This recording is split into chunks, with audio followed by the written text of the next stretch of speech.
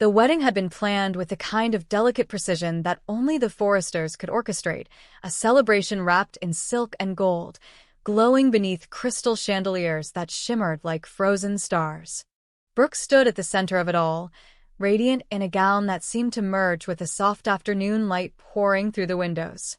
Every detail was crafted to announce rebirth, the rebirth of her love with Ridge, the rebirth of their unity after years of heartbreak, reconciliation, and fractured promises. Yet beneath her flawless smile trembled something darker, an echo of a truth she had spent months burying beneath layers of hope and denial. It lingered inside her chest like a quiet warning that refused to be silenced. Ridge, standing opposite her, carried a different heaviness, a mixture of nostalgia, devotion, and the fragile belief that this time would be different. He wanted desperately to trust in the peace they had rebuilt, to believe that the ghosts haunting their history had finally been laid to rest. The Forrester family gathered around them, faces lit with anticipation, hearts softened by the illusion that unity had finally triumphed over chaos. Even the tension between Thomas and Brooke, a wound still raw, seemed temporarily subdued beneath the grandeur of the moment. But Thomas had been watching, observing, waiting. For days he had moved through Forrester Creations with an unease he could not ignore. A sense of inconsistency in the security logs, a shadow in the footage, a curiosity that led him deeper into the archives than anyone expected. And then he had found it, accidentally, as he claimed later, hidden inside an overlooked segment of after-hours surveillance. What he discovered felt like a blow to everything he had been fighting to restore, a betrayal wrapped in silence, a secret stitched into stolen moments. The image had burned itself into his mind. The audio had echoed in his skull for nights. Brooke and Carter, entangled in a moment that should never have existed, whispering fears and confessions that shattered every illusion of loyalty she projected. Thomas had stood frozen the first time he saw it, uncertain whether to feel vindicated or devastated. For months he had been painted as unstable, manipulative, a man incapable of letting go of grudges. Yet here was proof, tangible, undeniable, that Brooke had betrayed Ridge, the family, and the fragile peace they had all sacrificed dearly to protect. His first instinct had been to bring the footage to Ridge immediately. His second had been to destroy it altogether, terrified of the consequences. But as the wedding approached, the weight of the secret grew heavier. Keeping it felt like complicity. Revealing it felt like war. And Thomas had never been afraid of war. The ceremony continued, unaware of the storm gathering at its edges. As the officiant lifted his hands to bless the union, the lights dimmed unexpectedly. The soft music faded. A hush rippled through the guests as the massive screen behind the altar flickered to life, first with static, then with the ominous glow of security footage loading. Confusion shifted into dread. Ridge turned sharply, eyes narrowing. Brooke felt her breath catch, her chest tightening with a terror she had prayed would never come to light. The moment the first image appeared, her silhouette against the glass of the office, Carter's figure moving toward her, an explosion of gasps filled the room. Time fractured. Ridge stared, unable to speak or move. Hope gripped her mother's hand, feeling it tremble violently. Steffi's expression hardened into something cold and protective. Eric looked sick, as though the weight of his entire legacy were collapsing in on itself. Thomas stepped forward, his voice steady but sharp, explaining that he had come across the footage while reviewing the system for security concerns. He claimed he had hesitated to expose it, but could not allow his father to enter this marriage blindly. He spoke with the conviction of a man who believed he was doing the right thing, yet beneath that conviction simmered years of resentment, pain, and personal scars carved by Brooke's past actions against him. But Thomas never made it to the climax of his revelation. Brooke, her heart pounding against her ribs, felt something inside her collapse. She could no longer outrun the truth she had buried, no longer bear the weight of pretending to be the woman Ridge believed she was. Shame curled through her like smoke, suffocating, relentless. And before the footage even reached the damning audio, Before Thomas declared the full extent of what he had discovered, Brooke stepped forward with trembling grace and forced herself to confront the devastation she had caused. Her confession was raw, tangled with grief and regret. She spoke of loneliness, of fear, of a moment when her marriage felt irreparably fractured and she reached for the wrong kind of comfort. She spoke of how she had convinced herself it meant nothing, that it was a mistake buried in the shadows of insecurity. But admitting it aloud was like peeling open a wound she had never allowed to heal. Each word felt like shards of glass dragged across her heart. The room reacted not with relief, but with deeper shock. Because betrayal revealed by someone else was one thing, betrayal admitted willingly was another. It gave weight to the truth in a way no footage ever could. It stripped away any excuses she might have clung to. Ridge felt the confession not merely as an act of infidelity, but as a rupture in the very foundation he had rebuilt with her. His face blanched, the betrayal cutting deeper because she spoke it herself, without denial, without defiance. The family watched in stunned silence, their world tilting violently off its axis. Eric's disappointment felt heavy enough to fracture the walls. Steffi's fury darkened the room like thunderclouds. Hope looked torn between compassion and horror, unable to reconcile the mother she loved with the woman who had shattered Ridge's trust. But Thomas felt something unexpected. Not triumph, not vindication, but grief. Because even after everything Brooke had done to him, he had never intended to destroy her like this. He wanted truth, justice, accountability. Not devastation. Not the sight of Ridge's heart breaking open in front of everyone he loved. Yet the damage was done. The wedding, once a symbol of renewal, collapsed beneath the weight of the truth. Vows dissolved into silence. Promises evaporated into the air.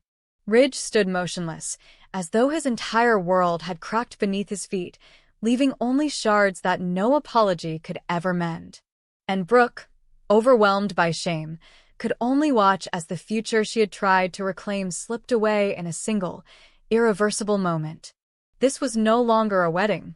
It was a reckoning. And the aftermath of this revelation would not simply fracture relationships, it would set fire to alliances, resurrect old demons, and rewrite every future the Forresters had imagined. Because if Brooke's betrayal could be hidden for so long, what else was waiting beneath the surface? And who would be the next to fall when the truth finally clawed its way into the light? When Ridge Forrester stood before the altar, surrounded by the glittering facade of a wedding that had promised redemption and renewal, he believed he was stepping into a future finally free from the fractures of the past. But the truth did not simply crack that illusion. It shattered it with such violent force that the room itself seemed to recoil. The moment Brooke's confession took shape in the air, raw and agonizing, something inside Ridge snapped, not softly or quietly, but with the finality of a bridge collapsing beneath the weight of betrayal. He did not rage immediately. Instead, he froze, his mind unable to reconcile the woman he loved with the truth spilling from her shaking voice. Every memory they shared, years of passion, reconciliation, heartbreak, and hope, seemed to flicker like a dying film reel, burning itself out before his eyes. The guests held their breath, suspended between disbelief and dread. Eric looked hollow. Steffi looked ready to erupt. Hope covered her mouth, the roots of devastation spreading through her expression. And Ridge, standing at the center of it all, felt a coldness rise through him that extinguished whatever remained of the wedding's light. Then came the explosion. In one sweeping motion, Ridge declared the wedding over, his voice carving through the silence like a blade. There was no hesitation, no gentle cushioning of the blow, only the brutal efficiency of a man who had been betrayed too many times to endure even a fraction more. His declaration did not just end a ceremony, it erased a future. It severed a bond that had survived infidelity, misunderstandings, and manipulation. This betrayal, however, came not from unknown forces or malicious schemes. It came from Brooke herself, and that truth wounded him with a depth no enemy could ever match. But Ridge's fury had only just begun to unleash itself. His gaze shifted toward Carter, the man who had shared boardrooms, conference tables, and countless professional confidences with him. Carter, who had been entrusted with the stability of Forrester Creations, its contracts, its legal integrity. Carter, whom Ridge had defended, respected, and relied upon. The betrayal from him struck a different nerve, a brotherhood violated, a company endangered, a trust desecrated. Ridge felt the walls around him constrict with the weight of humiliation and outrage, and the decision rose from within him with terrifying clarity. He fired Carter on the spot. The announcement sent a fault line through the wedding hall. It was not only personal punishment, but a seismic blow to the infrastructure of Forrester Creations. Carter had been the legal backbone of the company, the steadying force during corporate crises, the man who negotiated their most delicate agreements. His removal was not merely symbolic, it threw the entire organization into chaos. Contracts would be halted, deals jeopardized, legal reviews stalled. The ripple effect threatened to destabilize everything Ridge had recently inherited from Eric. But Ridge no longer cared about optics or consequences. His world had fractured, and all he could do was sever the pieces that had caused it. His leadership, once defined by strategy, vision, and control, now pulsed with emotional fury, the kind that blinded reason and sought destruction as a means of reclaiming power.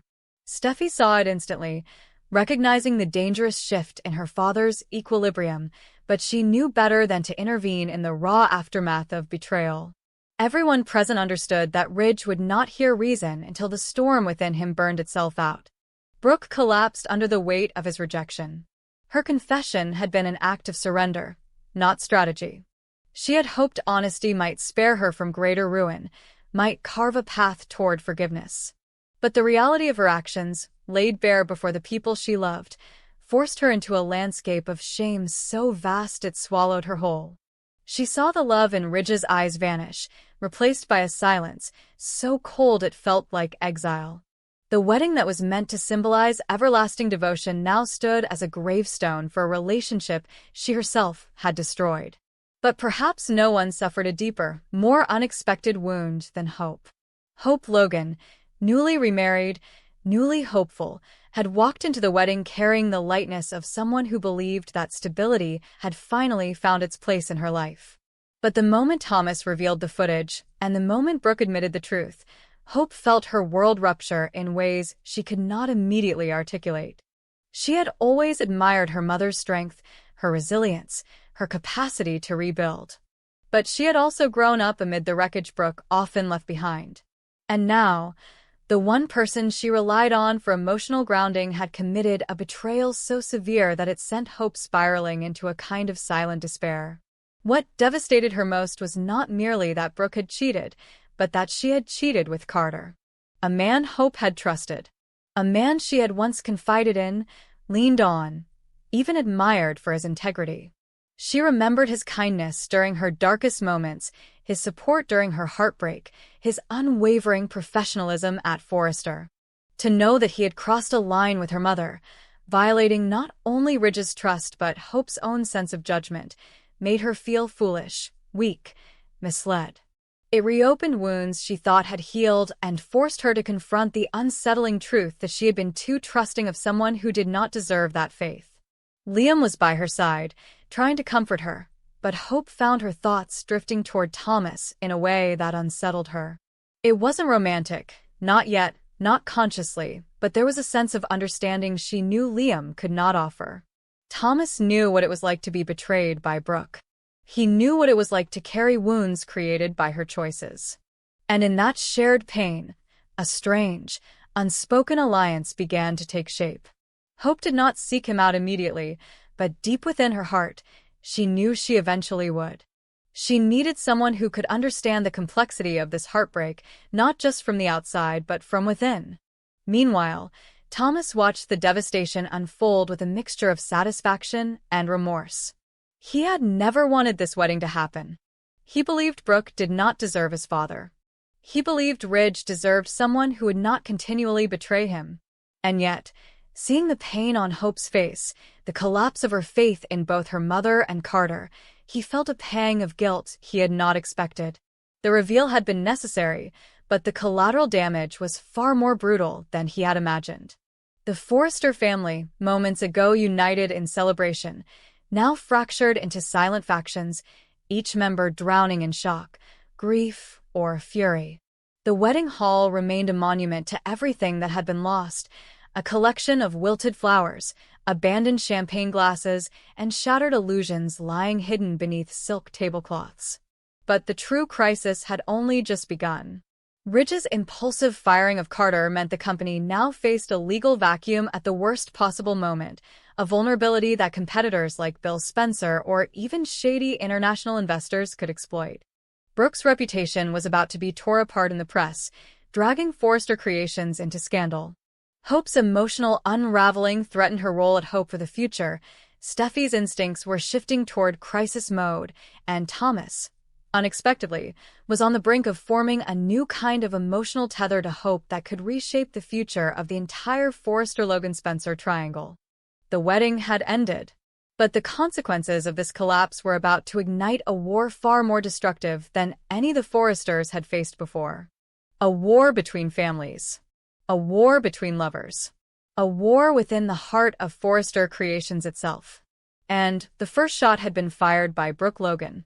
For decades, Eric Forrester has been the immovable center of the bold and the beautiful, a character whose presence has defined the emotional architecture of the series.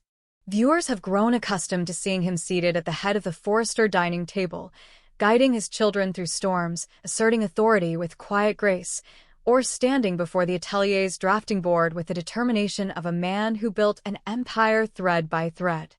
So when the show introduced a storyline focused on Eric's failing health and his contemplation of retirement, panic rippled through the audience, like a silent earthquake.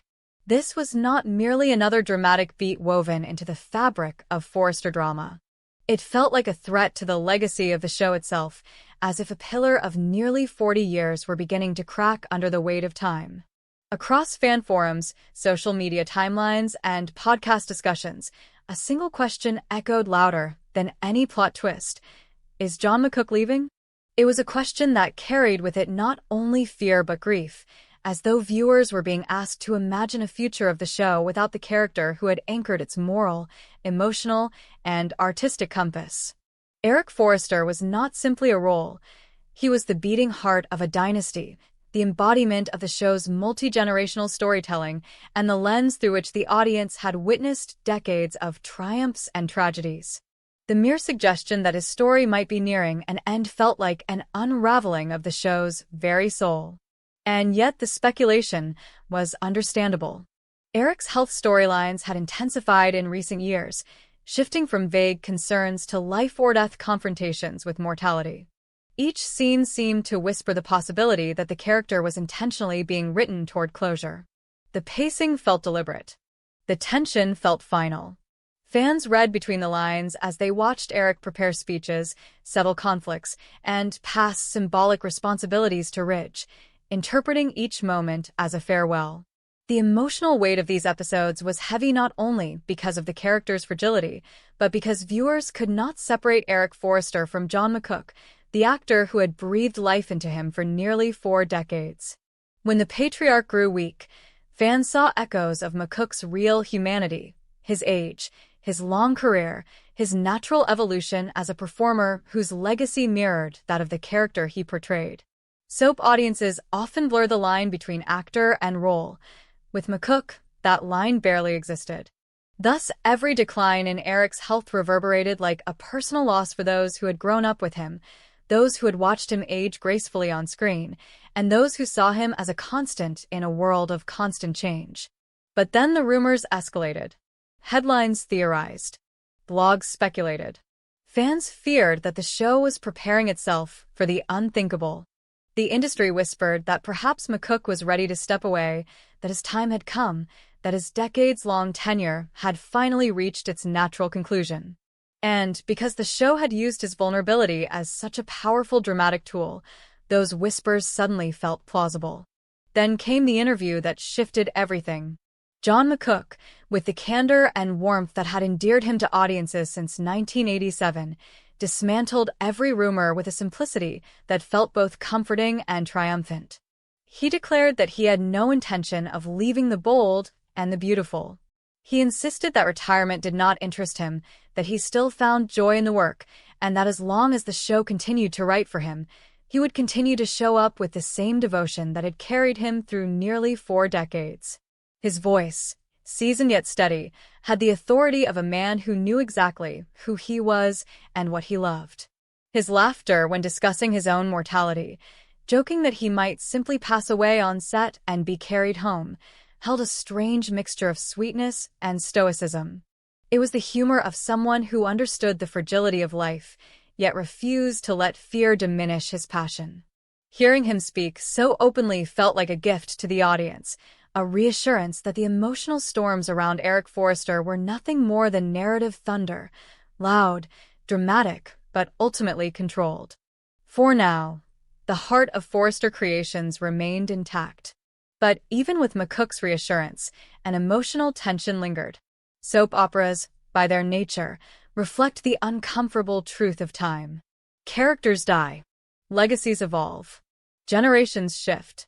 And as the show spun new storylines involving the launch of Bill Spencer's competing fashion line, a move designed to destabilize Forrester Creations on both a business and emotional level, fans sensed that Eric's story was far from calm.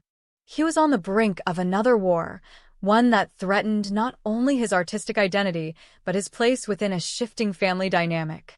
It was impossible to ignore the symbolism of a powerful billionaire like Bill entering the fashion arena with a brand intended to challenge the dynasty Eric created. Battles between families had always been the heartbeat of the show, but this new conflict struck deeper, touching on existential questions about legacy and relevance.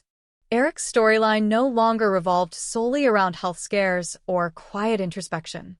Now it intersected with ambition, rivalry, and the threat of a new generation overshadowing the man who had built the foundation upon which they stood.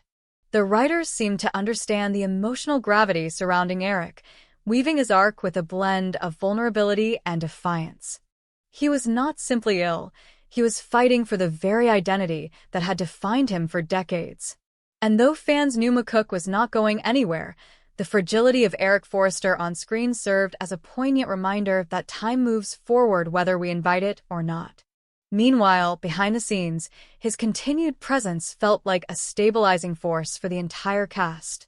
Younger actors often spoke of him with reverence, noting how he carried history in his posture and warmth in every word. To them, he was not only a co-star but a living bridge to the origins of the show. His refusal to retire became, in a sense, a symbolic stand against the erasure of legacy in a fast-paced world. But the true brilliance of the Eric Forrester arc lay in the emotional duality it created, the terror of losing him paired with the hope that he would remain. Fans hovered between mourning and relief, unable to fully commit to either sensation. The storyline, intentionally or not, mirrored real life, the fear of saying goodbye to someone cherished, balanced by the gratitude of still having them near. And so, as the plot thickens at Forrester Creations with corporate rivalries, family fractures, and the looming presence of Bill Spencer's new empire, one truth remains unshaken. John McCook is not stepping away.